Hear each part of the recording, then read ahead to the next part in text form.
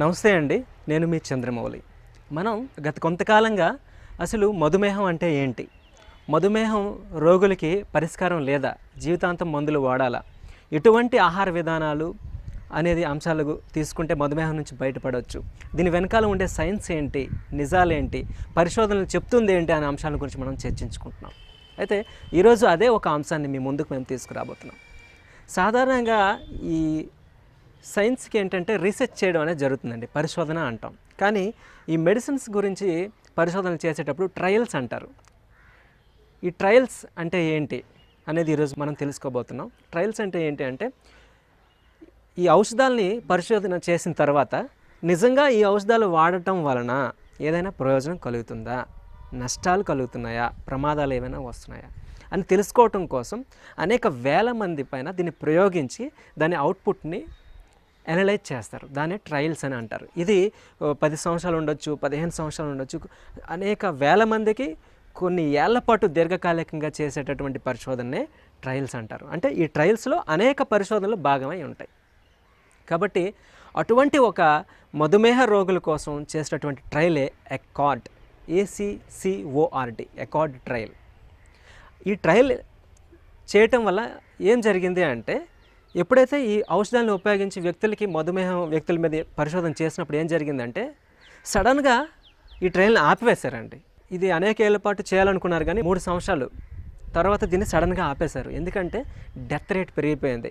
ఈ మందులు ఏవైతే ఈ అలోపతి మెడిసిన్ వాడటం వల్ల సైడ్ ఎఫెక్ట్స్ అనేవి తీవ్రంగా పెరిగిపోయి దుష్ప్రభావాలు పెరిగిపోవటం, ప్రయోజనాలు రాకపోవటం వలన సడన్గా ఈ ట్రయల్ని ఆపేయడం జరిగింది. ఆ ట్రయల్ యొక్క సారాంశాన్ని మేము తీసుకొస్తున్నాం. రీసెర్చ్ బేస్డ్ అంశాల ఆధారంగా, ప్రూఫ్ ఆధారంగా మేము ముందుకు తీసుకొస్తున్నాం. ఎవరైనా ఈ ప్రూఫ్ కావాలి అనుకుంటే మీరు అకార్డ్ ట్రయల్ అని టైప్ చేసినా మీకు వస్తుంది గూగుల్ రీసెర్చ్లో. లేదు అంటే chandramouli@gmail.comకి మీరు మెయిల్ చేస్తే ఆ ట్రయల్ని మేము పంపించడం జరుగుతుంది. అకార్డ్ అంటే action to control cardiovascular risk in diabetes. ఈ ట్రయల్ని చేయటం వల్ల ఎటువంటి అవుట్పుట్ వచ్చింది అంటే, ఈ ట్రయల్ అసలు ఏం చేశారు అంటే HbA1c లెవెల్స్, అంటే మన గ్లైకేటెడ్ హిమోగ్లోబిన్ లెవెల్స్ అనేవి 6% తగ్గించడానికి ప్రయత్నం చేశారు. అంతకని ఇంకేం చేయలేదు. దీన్ని తగ్గించడం కోసం అనేక రకాలైన అల్లోపతి మెడిసిన్ అనేది పేషెంట్లకు ఇవ్వడం జరిగింది. ఇలా చేస్తున్నప్పుడు ఏం జరిగింది అంటే, దీన్ని 3 సంవత్సరాల పాటు దీన్ని చేయడం అనేది జరిగి సడన్గా ఆపేశారండి. ఎందుకు అంటే డెత్ రేట్ అనేది సడన్గా పెరిగిపోయింది. ఎంత పెరిగింది అంటే, ఈ ఔషధాలను ఉపయోగించి బ్లడ్ షుగర్ని తగ్గించడానికి ప్రయత్నించినప్పుడు 22% డెత్ రేట్ అనేది ఒక్కసారిగా పెరిగిపోయింది. అంటే వ్యాధి తగ్గలేదు కదా, మరణాలు పెరిగిపోవడం అనేది జరిగింది. అంతేకాకుండా హైపోగ్లైసీమియా, ఎవరైతే ఈ షుగర్ వ్యాధితో బాధపడుతున్నారో వాళ్ళందరికీ కూడా హైపోగ్లైసీమియా అంటే ఏంటో తెలుస్తుంది. అది కూడా విపరీతంగా పెరిగిపోవడం అనేది జరిగి అనేక నష్టాలకి ఈ రోగులు అనేది గురి కావడం జరిగింది. అలాగే ఈ మందులను ఉపయోగించి బలవంతంగా బ్లడ్లో ఉండేటటువంటి షుగర్ లెవెల్స్ని కంట్రోల్ చేయడానికి ప్రయత్నించినప్పుడు కార్డియోవాస్కులర్ ఈవెంట్స్, అంటే హృదయానికి సంబంధించినటువంటి సమస్యలు రావడం అనేది కూడా పెరగడం అనేది జరిగింది. అలాగే స్ట్రోక్ లాంటి సమస్యలు, కంజెస్టివ్ హార్ట్ ఫెయిల్యూర్ లాంటి సమస్యలు అనేది రావడం అనేది జరిగింది. ఎవరైతే ఈ ట్రీట్మెంట్ తీసుకున్నారో, ఈ ట్రయల్లో భాగంగా ఈ మధుమేహాన్ని తగ్గించడానికి అలోపతి మెడిసిన్ ఎవరైతే తీసుకున్నారో వాళ్ళు మైక్రోవాస్కులర్ డిసీజెస్ అనేవి పెరిగిపోవడం జరిగిందండి. అంటే ఏంటంటే రీనల్ ఫెయిల్యూర్, కిడ్నీల యొక్క పనితీరు అనేది దెబ్బతినడం అనేది జరిగింది. అంటే డయాలసిస్కి గురి కావటం, కిడ్నీలు మార్పిడి రావాల్సిన పరిస్థితి అనేది దాపురించింది.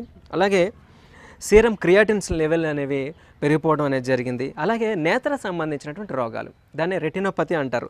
ఈ నేత్ర సంబంధించిన రోగాలు కూడా ఈ ఔషధాలను వాడడం వల్ల పెరగడం అనేది జరిగింది. అలాగే న్యూరోపతి, అంటే పెరిఫెరల్ న్యూరోపతి, నెర్వ్స్ అనేవి డ్యామేజ్ అయిపోవటం వల్ల ఈ కాళ్ళు పనిచేయకపోవటము, స్ట్రోక్ రావటము, ఏవైనా అల్సర్స్, డయాబెటిక్ ఫుట్ అల్సర్స్ వచ్చేసి పూర్తిగా కాళ్ళు రావాల్సినటువంటి పరిస్థితులు కూడా దాపురించడం అనేది జరిగింది. అంతేకాకుండా ఈ పరిశోధనలు మనకు చెప్పేది ఏంటంటే 22% మరణాల రేటు పెరిగిపోయింది. అలాగే ఎవరైతే ఈ మందులు వాడుకుంటున్నారో వాళ్ళలో 35% ఈ గుండెకి సంబంధించినటువంటి రోగాలు పెరిగిపోయాయి ఈ ఔషధాల వల్ల సైడ్ ఎఫెక్ట్ కారణంగా. అంతేకాకుండా ఈ హైపోగ్లైసీమియా అంటే సడన్గా బ్లడ్లో ఉండేటటువంటి షుగర్ లెవెల్స్ తగ్గిపోయి స్పృహ తప్పిపోవడం లాంటి సమస్యలు, ఒక్కోసారి ఇది మరణానికి కూడా దారితీయొచ్చు. అటువంటి సమస్యలు 3 రెట్లు ఎక్కువగా పెరిగిపోవడం జరిగింది. అంతేకాకుండా బరువు కూడా ఎవరైతే ఈ ఔషధాలు ఈ ట్రయల్స్లో వాడారో వాళ్ళు ఈ మందులు వాడటం వల్ల బరువు కూడా 10 కేజీలు యావరేజ్గా పెరగడం అనేది జరిగింది. శరీరంలో నీరు పేరుకుపోయి అనేక సమస్యలు, ఊపిరి తీసుకోవడంలో ఇబ్బందులు, అదేవిధంగా కాళ్ళ వాపు లాంటి సమస్యలు అనేవి పెరిగిపోయింది. అంటే స్పష్టంగా అకార్డ్ ట్రయల్ మనకి ఏం చెప్తుంది అంటే బలవంతంగా HbA1c లెవెల్ని 6%కి తేవడం కోసం ఔషధాలను వినియోగించడం వలన దుష్ప్రభావాలు పెరుగుతున్నాయి కానీ ఫలితాలు అయితే మంచివి రాలేదు.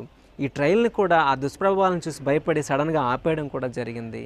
కాబట్టి మనం తెలుసుకోవాల్సింది ఏంటి అంటే అనేక ఏళ్ళుగా మా అనుభవాల ఆధారంగా మేము చెప్పేది ఏంటంటే మధుమేహ రోగాన్ని తగ్గించడం కోసం, అంటే చాలామంది మాకు అడిగేది ఏంటంటే అంటే షుగర్ మెడిసిన్ ఆపేయాలా వాడకూడదా? అది కాదండి. మనకి మధుమేహ రోగాన్ని తగ్గించుకోవడానికి 2 పద్ధతులు ఉంటాయి. ఒకటి ఫార్మలాజికల్ ఇంటర్వెన్షన్, రెండోది నాన్ ఫార్మలాజికల్ ఇంటర్వెన్షన్. మనకి ఇప్పుడు మనందరం కూడా ఎవరైనా మాకు షుగర్ లెవెల్ ఎక్కువగా ఉంది అంటే డాక్టర్ వెంటనే మెడిసిన్ ఇస్తున్నాడు, కానీ అది కాదు పద్ధతి.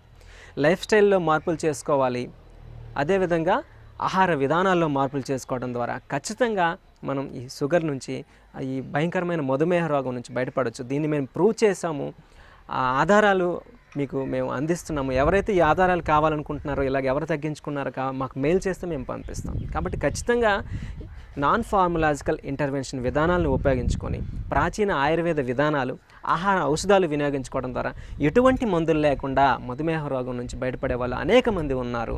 అది సాధ్యము అనేది మనం నిరూపించడం జరిగింది. ఇటువంటి మరిన్ని అంశాల గురించి తెలుసుకోవడం కోసం మన వీడియోలను వీక్షిస్తూనే ఉండండి. ఇట్లు మీ చంద్రమౌళి.